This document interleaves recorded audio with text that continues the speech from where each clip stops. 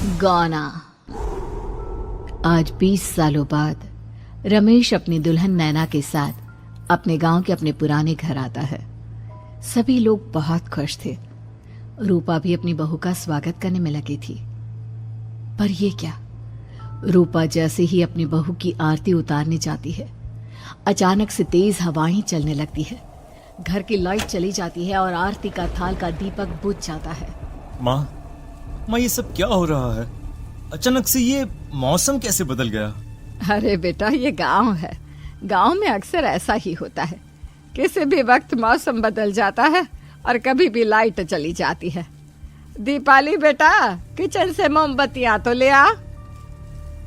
रूपा के कहने पर दीपाली किचन में मोमबत्ती लेने जाती है। लाइट ना होने की वजह से घर में काफी अंधेरा था, इसलिए दीपाली अपने फोन का टॉर्च ऑन करती है और टॉर्च ऑन करते ही उसे महसूस होता है जैसे कोई उसके सामने से गुजरा हो। मुझे ऐसा क्यों महसूस हुआ कि मैंने अभी यहाँ किसी को देखा? क्या सच में यहाँ कोई था या ये सिर्फ मेरा वहम था? अरे दीपाली बेटा, मिले कि नहीं मोमबत्ती? हाँ माँ, बस अभी लाती हूँ।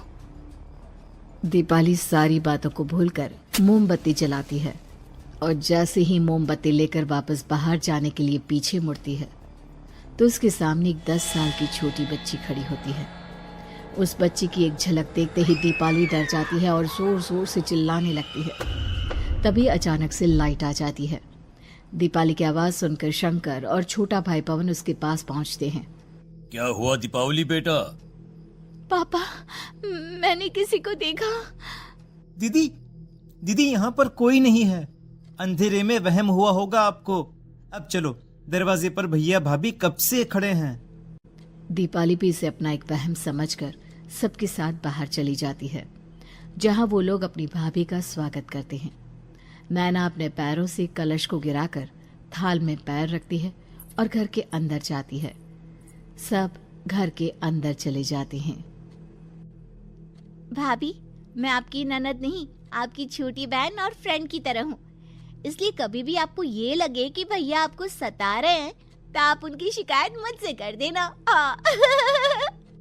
भाभी भैया की शिकायत करे या ना करे, पर मुझसे और माँ से तेरी शिकायत जरूर करेगी।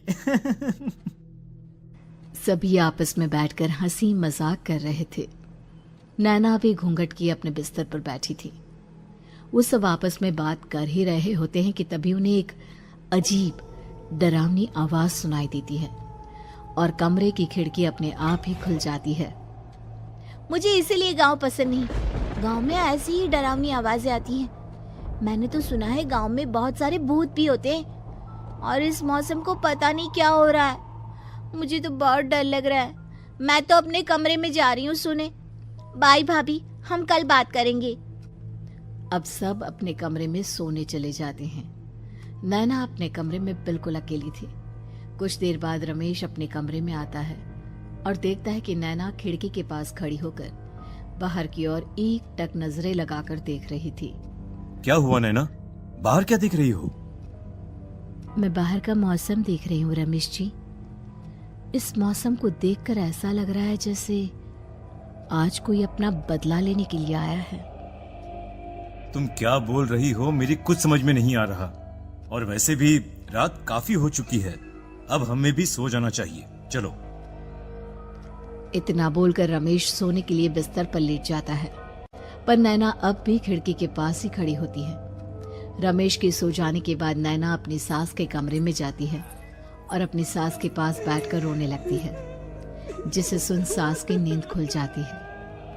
बहू, अरे क्या हुआ बहू? तू इतनी रात को यहाँ मेरे कमरे में बैठकर रो क्यों रही है? मम्मी जी, आपने मुझे क्यों नहीं अपनाया? आपको पता है, आपकी वजह से मुझे और मेरे परिवार वालों को गांव वालों के कितने ताने सुनने पड़े। तू मेरी बहू नहीं है? कौन है तू? मम्मी जी, मैं आप ही की बहू हूँ। आपने मुझे अब भी नहीं पहचाना? इतना बोलते ही नैना की आंखें लाल हो जाती हैं। वो जोर जोर से हंसने लगती है। मौसम का रुख बदल जाता है। कमरे की खिड़कियां और दरवाजे अपने आप ही खुलने और बंद होने लगते हैं। देखते ही देखते नैना हवा में उड़ने लगती है और वो अपनी आंखों के इशारे से अपनी सास को भी हवा में लटका देती है। तेरी वजह से मुझे और मेरे घर वालों को ताने सुनने पड़े। तूने जो पाप किया है तुझे उस पाप की सजा मिलेगी और अब तेरी इस गलती की सजा तेरा पूरा परिवार भुगतेगा। इस तरह से नैना बड़ी ही बेरहमी से अपनी सास को मार डालती है और आराम से अपने कमरे में जाकर सो जाती है। अगली सुबह जब घर वालों को कमरे में रूपा की लाश मिलती है तो उन लोगों के पैरों तले जमीन खिसक जाती है। कल तक माँ बिल्कुल ठीक थी, फिर अचानक ऐसा क्या हुआ रात को कि माँ हम सबको छोड़कर चली गई। सारी गलती मेरी है। बेटे की शादी की खुशी में मैं ही रात को घर वापस नहीं आया और चला गया अपने गांव के दोस्तों से मिलने। अगर रात को मैं अपनी रूपा के साथ होता तो शायद आज वो हमें छोड़कर न जाती। घर में शोक का माहौल पसर गया था, पर नैना को इस बात से कोई फर्क नहीं पड़ रहा था और ये बात कहीं ना कहीं पवन को भी समझ में आ रही थी। अब ऐसे ही कुछ दिन बीतते हैं और 1 महीने के अंदर ही अंदर शंकर की भी मौत हो जाती है। पहले माँ छोड़कर चली गई और अब पिताजी। क्या हो गया है हमारे घर को? पता नहीं किसकी नजर लग गई है। भैया ये घर सही नहीं है। हम जब से इस घर में आए हैं कुछ न कुछ बुरा ही हो रहा है। हमें यहाँ से वापस शहर चले जाना चाहिए। जहाँ रमेश, दीपाली और पवन का रो रो कर बुरा हाल था, वहीं नैना अपने कमरे में बैठी आराम से मेकअप कर रही थी। दीदी मुझे तुमसे कुछ बात करनी है। मुझे लगता है कि इन सब के पीछे भाभी का हाथ है। पवन तू ये सब क्या कह रहा है? तू होश में तो है ना? अगर भैया भाभी ने तेरी ये बकवास बात सुन ली तो उनके दिल पर क्या गुजरेगी? तू भाभी पर इतना बड़ा इल्जाम कैसे लगा सकता है? दीदी आप खुद ही देख लो ना, हम जब से इस घर में आए हैं सब कुछ बदल गया है। शादी से पहले नैना भाभी ऐसी बिल्कुल नहीं थी, पर अब वो किसी से बात नहीं करती, ज्यादातर अकेले अपने कमरे में ही रहती है और कभी उनसे बात करो भी तो न जाने कैसी अजीबोगरीब तरह की बातें करने लगती हैं। तू पागल हो गया है? आप समझती क्यों नहीं है दीदी? देखो ना, हमारे घर में मौत का सिलसिला शुरू हो गया है, पर भाभी को कोई फर्क नहीं पड़ रहा। वो अभी भी मेकअप कर रही हैं, आराम से खाना खा रही हैं। और दीदी आपको पता है, जिस रात माँ की मौत हुई थी ना, उस रात मैंने भाभी को माँ के कमरे में जाते हुए देखा था। पवन की बातें सुन अब दीपाली के मन में भी शक पैदा होने लगता है और वो इस बारे में रमेश से बात करती है। रात को सब साथ में बैठकर खाना खा रहे थे, तभी कौन हो तुम और तुम ये सब क्यों कर रही हो? क्यों सबकी जान ले रही हो? रमेश जी ये आप क्या कह रहे हैं? मैं भला मम्मी जी पापा जी की जान क्यों लूंगी?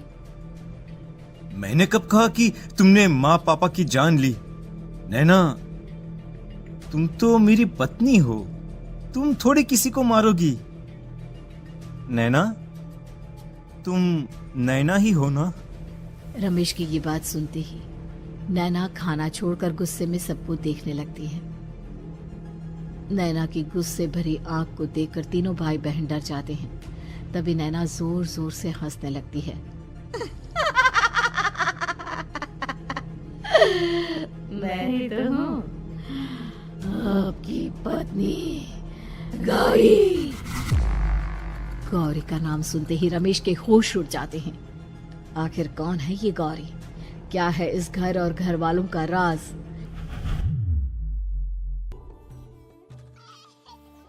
हमारे दोनों बच्चे एक साथ कितने अच्छे लग रहे हैं ना? हाँ, कितने अच्छे दोस्त हैं दोनों।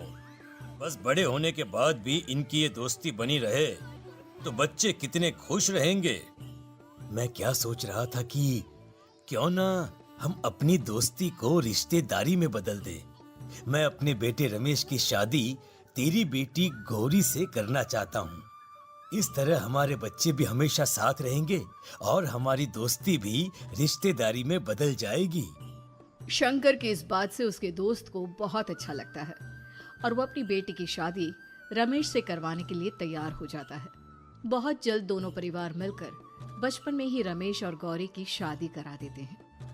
अरे शंकर, अपने बच्चों की शादी करवा कर हमने अपनी दोस्ती को रिश्तेदारी में बदल तो लिया, पर मैं चाहता हूँ कि अपनी गौरी का गौना 2 साल बाद करूँ, ताकि वो थोड़ी समझदार हो जाए।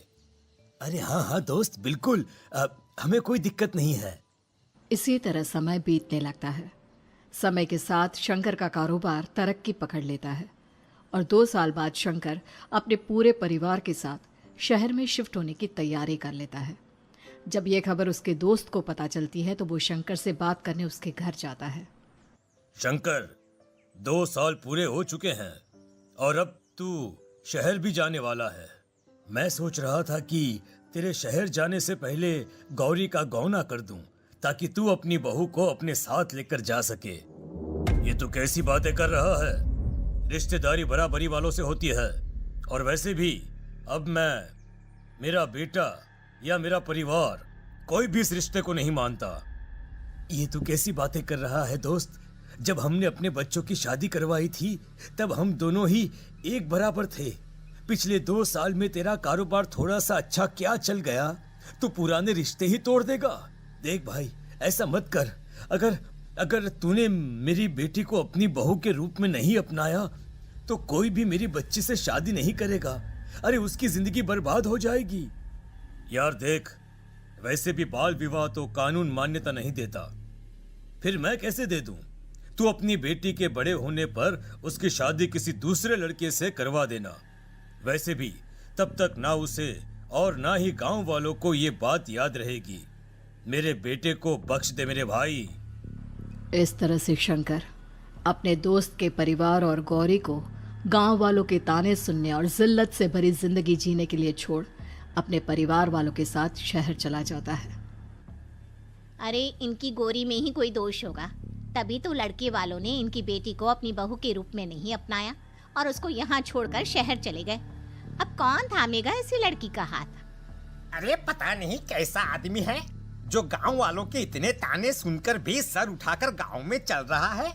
अरे अगर मेरी बेटी के साथ ऐसा हुआ होता ना तो मैं तो शर्म के मारे मर ही जाता। हाँ, दिन रात लोगों की नजरों में अपने लिए ग्रहण देख और सबके ताने सुन सुन अब गौरी के पिता हिम्मत हारने लगते हैं और एक रात गौरी के माता पिता खुदकुशी कर लेते हैं। ये सदमा गौरी भी सहन नहीं कर पाती और उसकी भी मृत्यु हो जाती है। तुम्हारे परिवार की वजह से हम लोगों ने अपनी इज्जत और जान गंवाई। इसका बदला तो तुम्हें चुकाना पड़ेगा, वो भी अपनी जान देकर। हंसते हुए अब नैना हवा में उड़ने लगती है। नैना अब पूरी तरह से बदल चुकी थी। गौरी की आत्मा उसके शरीर पर हावी हो चुकी थी। उसकी आंखें सफेद, पैर उल्टे, चेहरा काला और बाल बिखर गए थे। अब गौरी अपनी शैतानी शक्तियों से घर के हर कोने को अपने काबू में कर लेती है और सीधी दीवार पर जाकर चिपक जाती है। मुझे अपना बदला चाहिए। बदला लूंगी मैं तुम सबको खत्म कर दूंगी। गौरी इतनी तेज चिल्ला रही होती है कि उसकी आवाज से घर के सारे कांच टूट जाते हैं। सामान इधर उधर गिरने लगता है और ये सब देखकर तीनों भाई बहन के होश उड़ जाते हैं। बचाओ, भागो भागो। उन तीनों को अपनी जान बचाने के लिए यहाँ से वहां भागता देख गौरी जोर जोर से हंसने लगती है। तभी दीपाली घर से बाहर निकलने लगती है, जिसे देख गौरी गुस्से में अपनी शक्तियों से तुरंत घर का दरवाजा बंद कर दीपाली को हवा में उड़ा देती है। बाहर भागी थी, मुझसे बचकर भागना चाहती है, कोई नहीं बचेगा, आज तुम सब मरने वाले हो। अचानक घर में भूतिया आवाजें गूंजने लगती है, तेज हवाएं चलने लगती हैं। सोफा, टेबल, कुर्सी सब हवा में उड़ने लगता है। ये सब देखकर रमेश, दीपाली और पवन की रूह कांप जाती है। घर में ये सब होते हुए और अपनी बहन को हवा में उड़ते हुए देख रमेश और पवन को भी समझ में नहीं आ रहा था कि वो क्या करे, कैसे अपनी जान बचाए। इतने में गौरी अपनी आंखें दीपाली की तरफ करती है और अपनी शैतानी शक्तियों से उसका गला दबाने लगती है। भागने का बहुत शौक है ना? अब मैं तुझे इस दुनिया से ही भगा दूंगी।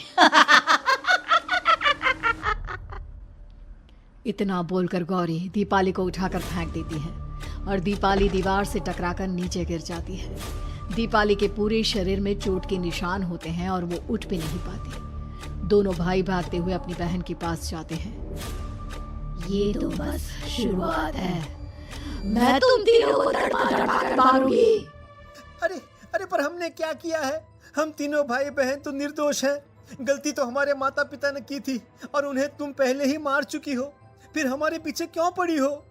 पवन के इतना बोलते ही गौरी एक हवा के झोंके की तरह उसके पास आती है और उसका गला पकड़कर उसे हवा में उठा देती है और रमेश को गुस्से भरी नजरों से देखती है।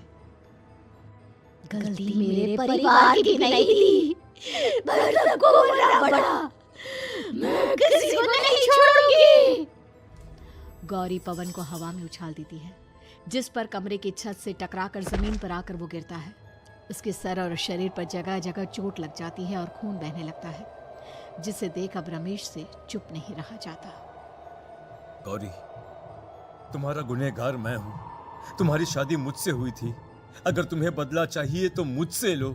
मेरे भाई बहन को छोड़ दो। तुम मुझे मार दो। मरना तो सबको पड़ेगा। अरे पर इसमें उन दोनों की कोई गलती नहीं है।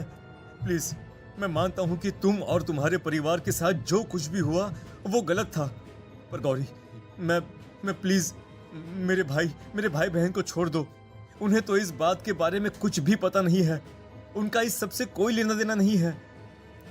तुम और तुम्हारा परिवार यही चाहता था ना कि मैं तुम्हें अपना लूं। उस समय मैं बच्चा था, मेरे पास इतनी समझ नहीं थी, पर आज मैं तुम्हें तुम्हारे इसी रूप में अपनाता हूँ। मेरे साथ जो करना है कर लो, बस मेरे भाई बहन की जान बख्श दो उनकी जान। रमेश की ये बात सुनकर गौरी का गुस्सा थोड़ा शांत होता है। ठीक है, मैं तुम्हारे भाई बहन को नहीं मारूंगी, पर तुम्हें मरना होगा और तुम्हारी आत्मा को मेरे साथ शादी करनी होगी। मुझे मंजूर है। अब रमेश गौरी के साथ छत पर जाता है और छत से नीचे को जाता है। रमेश के मरते ही गौरी उसकी आत्मा को अपने साथ ले जाती है और इस तरह से रमेश खुद मरकर अपने भाई बहन को बचा लेता है।